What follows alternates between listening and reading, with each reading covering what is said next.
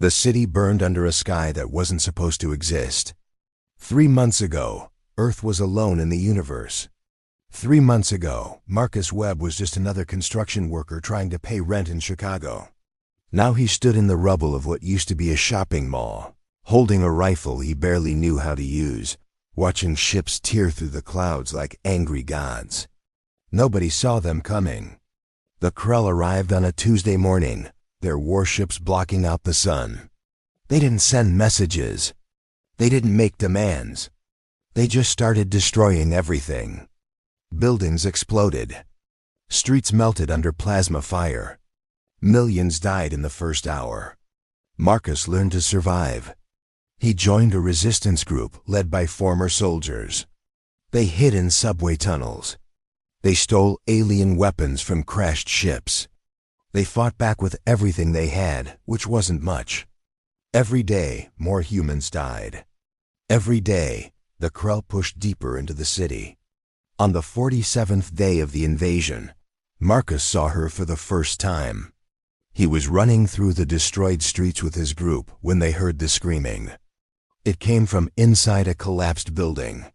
His team leader, Sarah, told everyone to keep moving. They couldn't save everyone. That's what she always said. But Marcus stopped. The screaming sounded wrong. Not human wrong. Something else. He climbed through the broken concrete and twisted metal. Inside, he found her. She was small, maybe 5 feet tall, with pale blue skin that seemed to glow in the darkness. Her eyes were too large, completely black like deep space. She wore strange armor that was cracked and smoking. Blood, purple blood, leaked from a wound on her shoulder. She looked at Marcus with pure terror in those endless eyes. Behind her, a Krell soldier pushed through the debris. These things were massive, 8 feet of armored nightmare with 4 arms and faces like angry insects. This one carried a weapon that hummed with deadly energy. It saw the girl and made a sound like grinding metal. Marcus understood without words. This thing was going to kill her. Marcus didn't think. He just moved. His rifle came up and he fired. The bullets bounced off the Krell's armor like rain. The creature turned toward him, annoyed. It raised its weapon. The blue girl screamed something in a language Marcus didn't understand. She tried to stand but collapsed. The Krell aimed at her instead. Maybe it decided she was the bigger threat. Maybe it just wanted to finish what it started. Marcus saw the weapon charge. He saw the green light build in its barrel. He saw where it was pointed. He jumped. The blast hit him in the chest like a truck made of fire. Pain exploded through every nerve in his body. He felt his ribs crack, smelled his own skin burning, tasted copper and smoke. He flew backward and hit the wall hard enough to break something else inside him. Through the gray fog filling his vision, Marcus saw the blue girl staring at him. Her black eyes were wide with shock. She said something, but his ears were ringing too loud to hear. The Krell moved toward them both, reloading its weapon. Then Sarah and the others burst in. They had real military weapons now, stolen from an alien weapons depot last week. These guns worked. The Krell went down under concentrated fire, its armor finally cracking under the assault. Sarah ran to Marcus. She pressed her hands against his chest, trying to stop the bleeding. Her mouth moved, but he couldn't hear anything anymore. Everything was getting darker, colder. The last thing he saw before everything went black was the blue girl. She crawled to him, ignoring her own wounds. She put her small hand on his face. Her skin was warm. She was crying, purple tears mixing with his red blood on the dirty floor. Then nothing. Marcus woke up 3 times over the next week. Each time was brief. Once in darkness being carried. Once under bright lights with people shouting in English and other languages he didn't know. Once in a bed that was too soft, with machines beeping around him. Each time he saw her. The blue girl. She sat in the corner of whatever room he was in. She never left. Even when Sarah tried to make her go, she refused. She just sat there, watching him with those impossible eyes, waiting. On the 8th day, Marcus woke up for real. His chest felt like someone had filled it with broken glass, but he was alive. The room was small and concrete. A resistance medical station. Sarah sat next to his bed, cleaning a pistol. "You're an idiot," she said without looking up. "That thing should have killed you. Where is she?" Marcus's voice came out like sandpaper. "The alien? She's here. Won't leave. Won't talk to anyone, but—" Sarah paused. "She keeps saying words we don't understand. Our translator bot says it's a language not in any database. I want to see her." Sarah looked at him hard. "Marcus, we don't know what she is. She's not Krell. Her ship was running from them when it crashed. But that doesn't make her friendly. Command wants to question her. Find out why the Krell want her dead. I saved her life. And she's been watching you like you're the only thing in the world that matters." Sarah stood up. "Fine, 5 minutes." The blue girl came in like she'd been waiting at the door. Maybe she had been. She moved quickly despite her bandaged shoulder and dropped to her knees beside Marcus's bed. Up close, he could see details. Her skin had tiny patterns like constellations. Her hair was white and moved slightly on its own, like it was underwater. She spoke rapidly in her language, words tumbling over each other. Her hands moved in gestures Marcus almost understood. She was trying so hard to communicate. "I don't understand," Marcus said softly. She stopped, took a breath. Then she did something that changed everything. She pulled out a small device from her armor. It looked like a crystal that pulsed with inner light. She pressed it against her throat, then spoke again. "You saved Kira." The voice was hers but translated, with an accent that sounded like singing.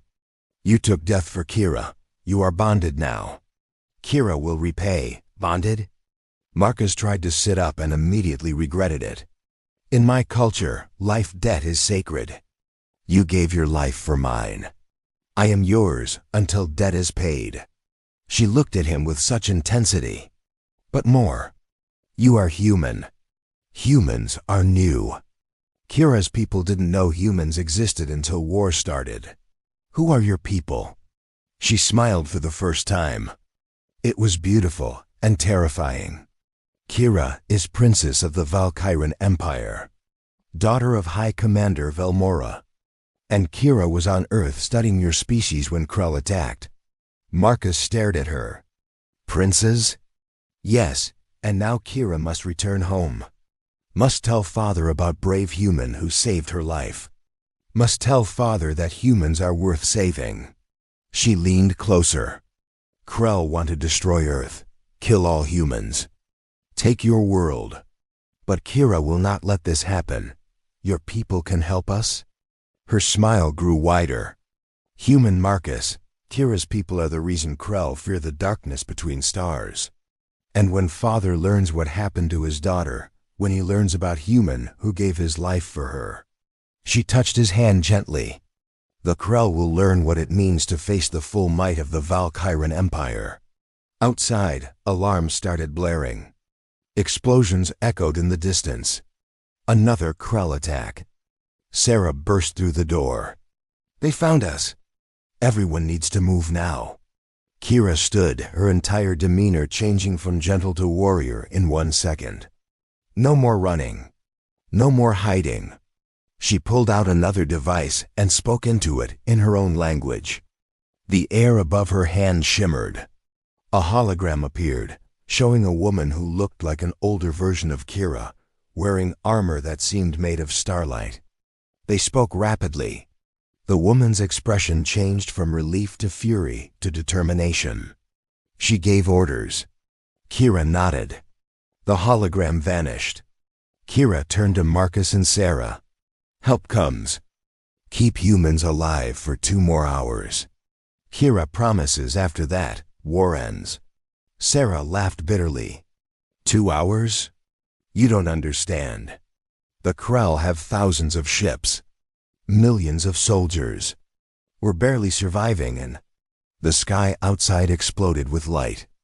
Not explosions. Something else. Something that made the building shake. Marcus dragged himself to the window with Kira's help. Above Earth, space was tearing open. Massive portals, dozens of them, opened like wounds in reality. And through them came ships. Not like the Krell's brutal, ugly warships. These were elegant, deadly, beautiful vessels that seemed alive. Hundreds of them. Then thousands.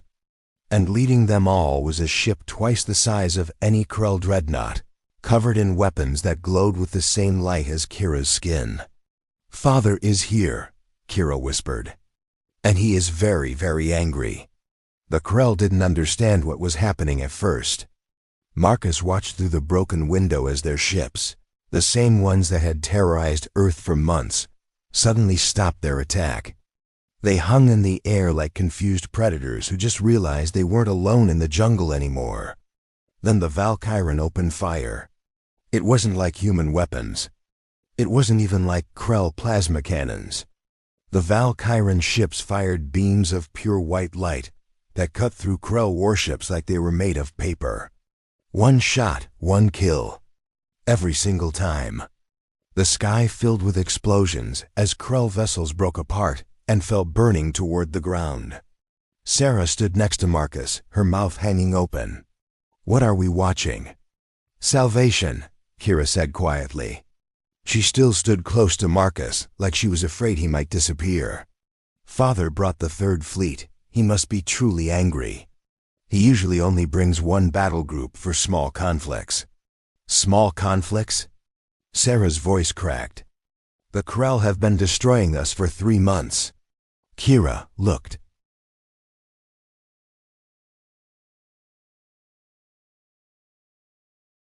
At her with something like sympathy.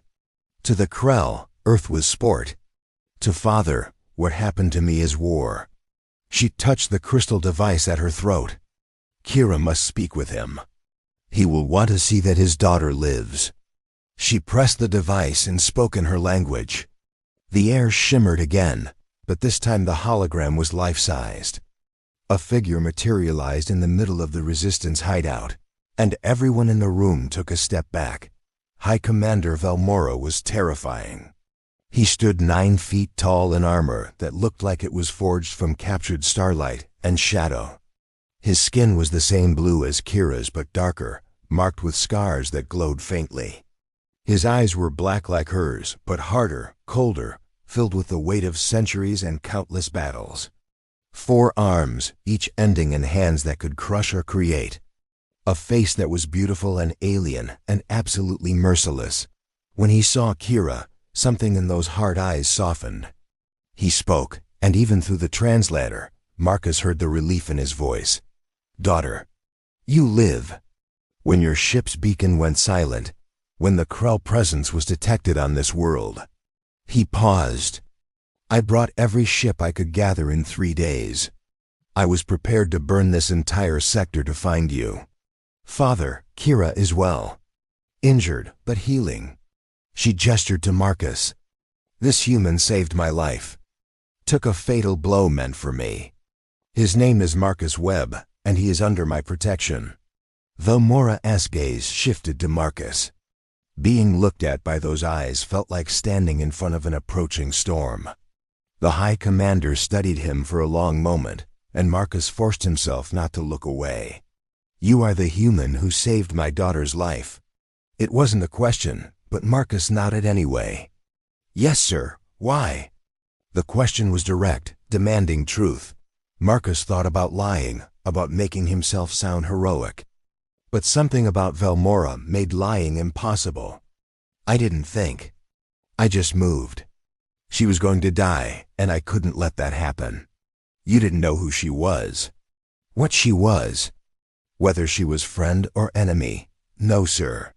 Yet you sacrificed yourself anyway." Velmora was silent for a moment. Then he did something that shocked everyone in the room. He brought one of his 4 hands to his chest in a gesture that was clearly a salute. Marcus Webb of Earth, you have the gratitude of the Valkyran Empire. For saving the life of my daughter, I offer you a gift. Name anything within my power, and it shall be yours. Marcus looked at Kira. She nodded encouragement.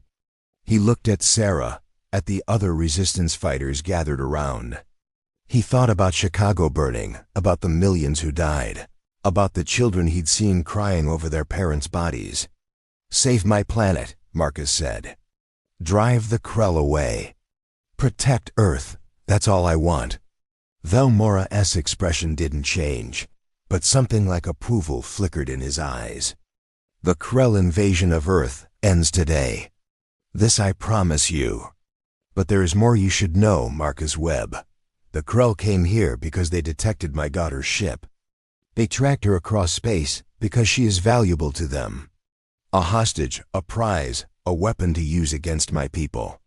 They were hunting her? Yes, and they were willing to destroy your entire species to capture her. Velmora's voice hardened. This makes their crime greater. Genocide is a tactic of war. The Council of Empires will hear of this. The Krell will answer for what they have done to your world. Outside, the sounds of battle were changing.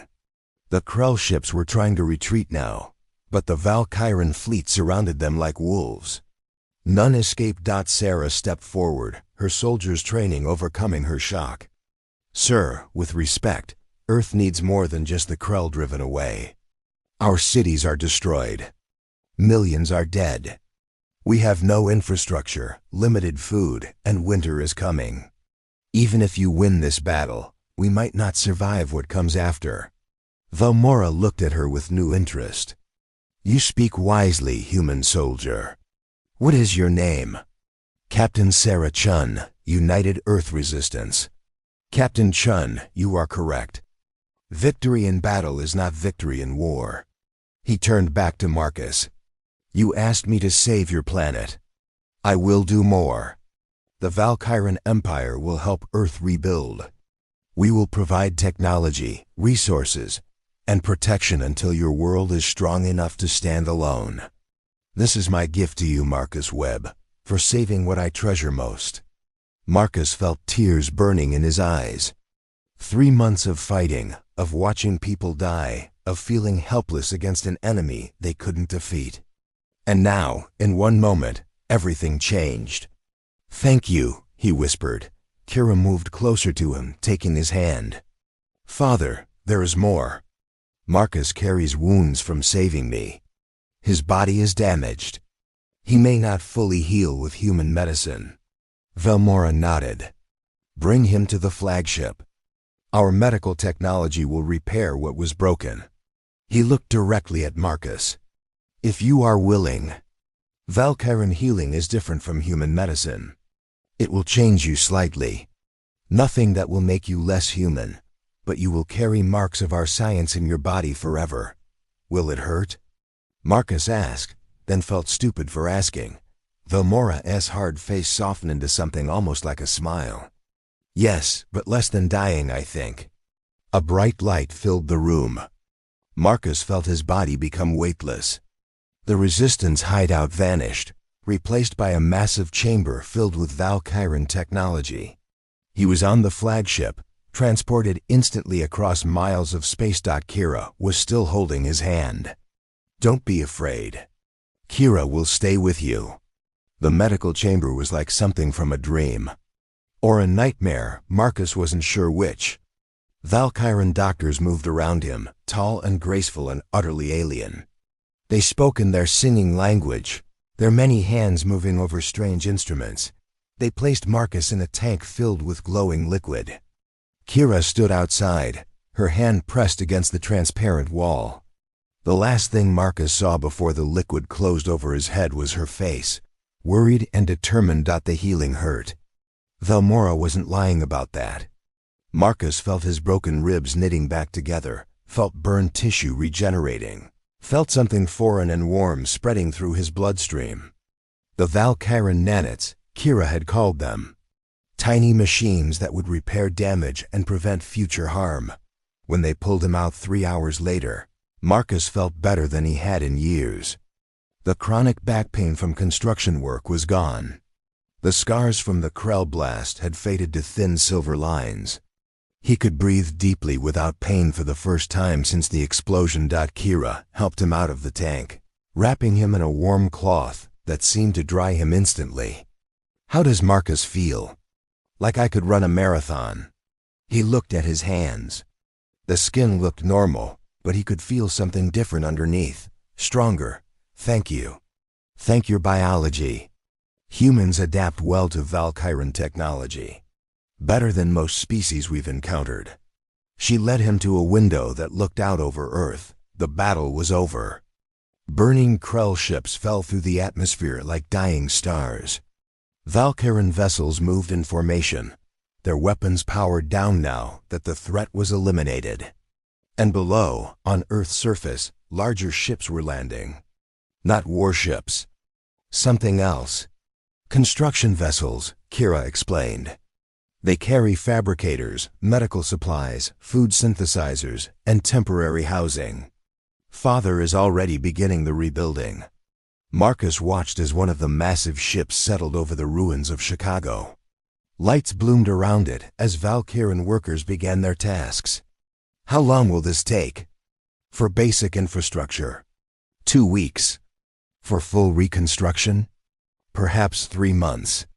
For advanced technology integration that will help protect Earth from future invasions?" Kira smiled. 2 years. But after that, Earth will be strong, safe, ready to join the greater galaxy as an equal, not a victim. "And the Krell?" Kira's smile vanished.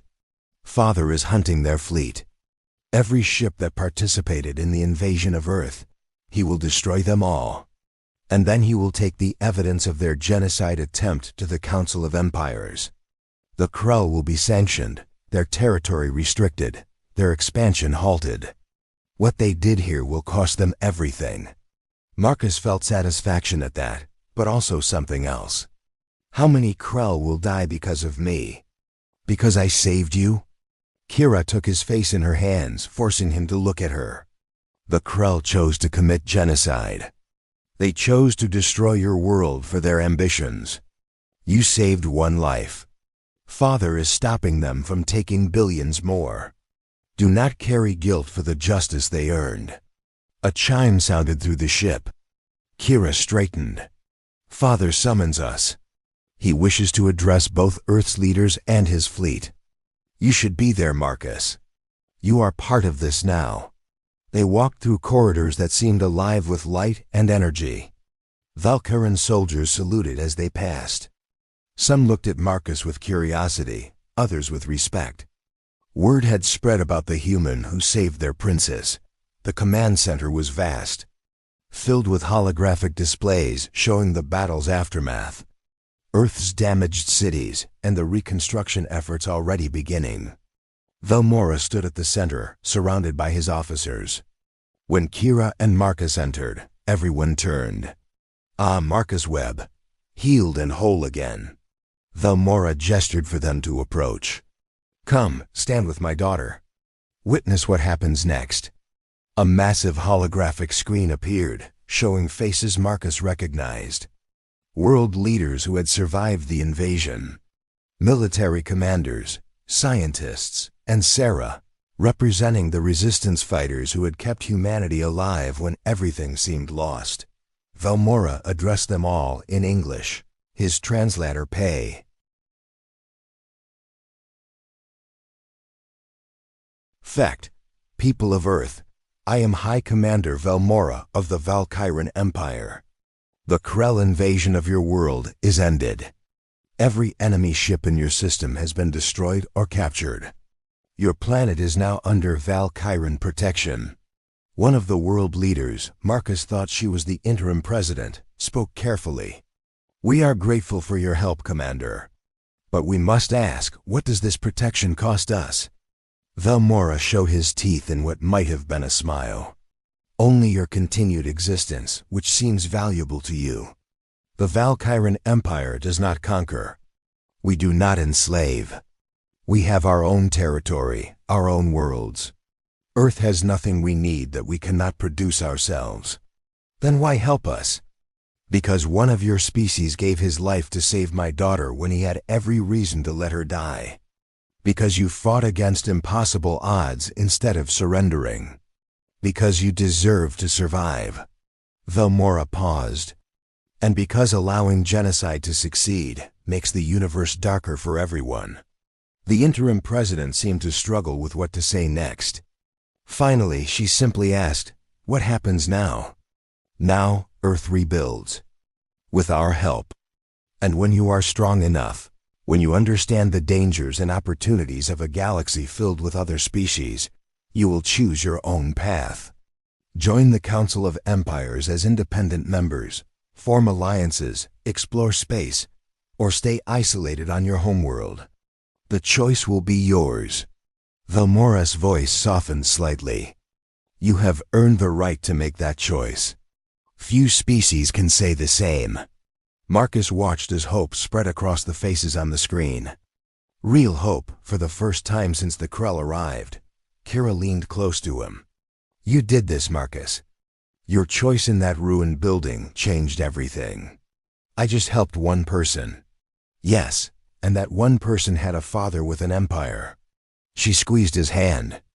"Never underestimate the consequences of kindness." 3 weeks passed like a dream Marcus wasn't sure he wanted to wake from. The Valkyran worked faster than seemed possible.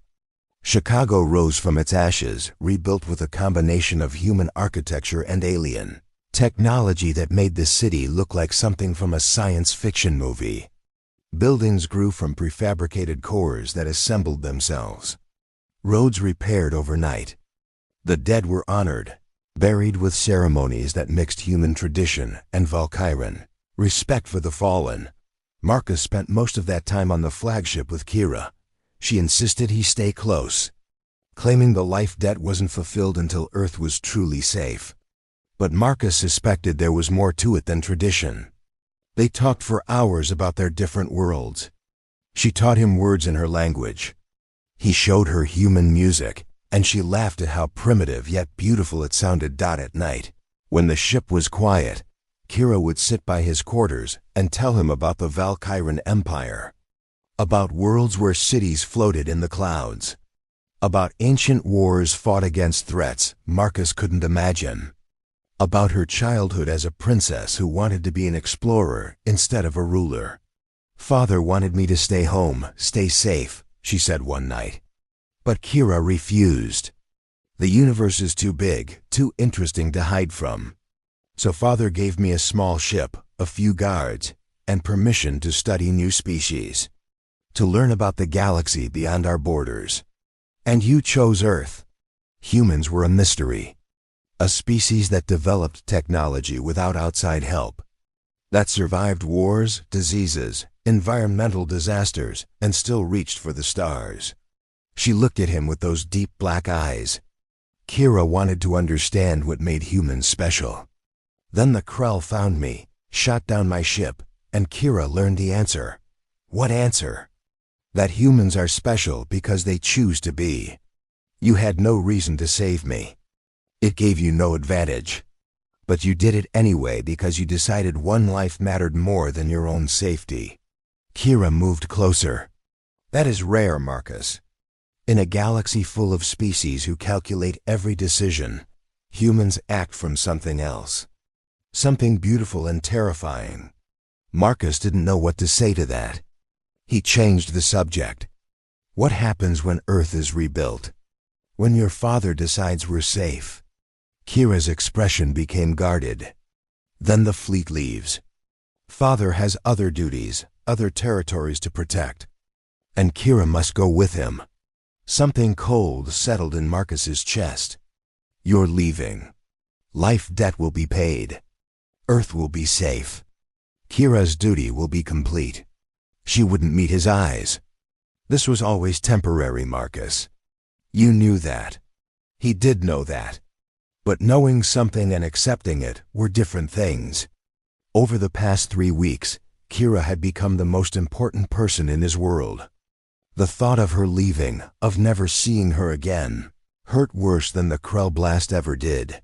Before he could respond, alarms blared through the ship. Red lights flashed. Valkyran soldiers ran past them toward their stations. Kira was on her feet instantly, her entire demeanor shifting from gentle to warrior. "What's happening?" Marcus asked. "Attack alert." "But that's impossible. All Krell forces in this sector were destroyed." She grabbed his hand. "Come, we need to reach the command center." They ran through corridors filled with organized chaos. When they reached the command center, Velmora was already coordinating defenses. His 4 hands moved across holographic controls, issuing orders to his fleet. "Father, what attacks us?" Kira called out. "Krell reinforcements. A battle group twice the size of the invasion force."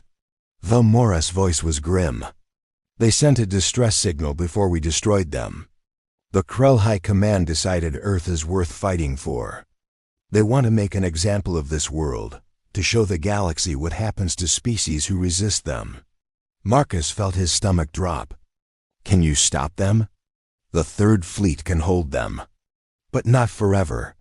And if I call for more Valkyran ships, other sectors will be left vulnerable. The Krell are gambling that I won't risk my entire empire for one primitive world." Velmora looked at Marcus. "They miscalculated how much my daughter's life is worth to me. But they aren't entirely wrong. I cannot abandon my other responsibilities. So Earth becomes a battleground between empires." Sarah's voice came through the communication system. She was planetside, coordinating with human forces. "We survived the first invasion, only to die in the second. No." Kira spoke with absolute certainty. "There is another way. Father, invoke the trial of champions." The entire command center went silent. Velmora turned slowly to face his daughter. "Kira, no, that law is ancient. It hasn't been used in 3 centuries. But it still stands. The Council of Empires still recognizes it." Kira straightened her shoulders. "If both sides agree, a conflict can be decided by single combat between chosen champions. Winner takes all. The losing side must withdraw and pay reparations." One of Velmora's officers, an older Valkyran with silver skin, spoke up. "Princes, the Krell will never agree. They have numbers on their side. Why would they risk everything on single combat? Because their honor demands it. The Krell value strength above all else. If we challenge them publicly, if we broadcast the challenge to every empire in the galaxy, they cannot refuse without losing face. And face is the only thing the Krell value more than conquest." Velmora studied his daughter for a long moment. "And who would be our champion?" "I cannot leave the flagship. If I fall, the entire fleet loses coordination." Kira took a deep breath. "Kira will fight." "Absolutely not." Velmora's voice was thunder. "You are my daughter, my heir. I will not risk you in ritual combat. You already risked me by letting me explore the galaxy. You cannot protect me from everything, Father." Kira's voice was steady despite her father's anger. "And Kira is the logical choice. I am young, fast, trained in combat since childhood. And I have something to fight for beyond duty." She looked at Marcus, and he understood. She was doing this for Earth, for the humans who saved her. For him, Marcus stepped forward before he could stop himself. "Let me fight instead." Everyone stared at him. Velmora's expression was almost pitying. "Marcus Webb, you are brave. But you are human. Untrained in Valkyran combat techniques. You would last seconds against a Krell champion. Then train me. You have nanites in my blood. Your medical technology healed me. Give me the tools I need. Teach me what you can in whatever time we have. And let me fight for my own planet." "Marcus, no." Kira grabbed his arm. "You don't understand what you're asking. Krell champions are bred for war. Enhanced with combat drugs and cybernetics. They fight until they die. You cannot win. Maybe not. But if I fight and lose, Earth isn't worse off than it is now. The Krell still come, we still face war. Marcus looked at Velmora. But if there's even a small chance I could win, if I could save Earth without more of your people dying, isn't it worth trying? Velmora was quiet for a long time. His officers whispered among themselves. Finally he spoke. There is a procedure. Very old, very dangerous. We could enhance you, give you temporary abilities that would let you face a Krell champion as an equal. But the process is painful, and the enhancements would burn out your body within hours. If you survive the combat, you might not survive the aftermath. Might not, but might. Marcus had never been more certain of anything. I'm willing to take that chance. Kira's hand tightened on his arm. Why? Why would you risk this? Marcus looked at her, at this alien princess who had become so important to him in such a short time. Because 3 weeks ago, you asked me why I saved you. I said I didn't think. But that wasn't completely true. I saw someone in danger, and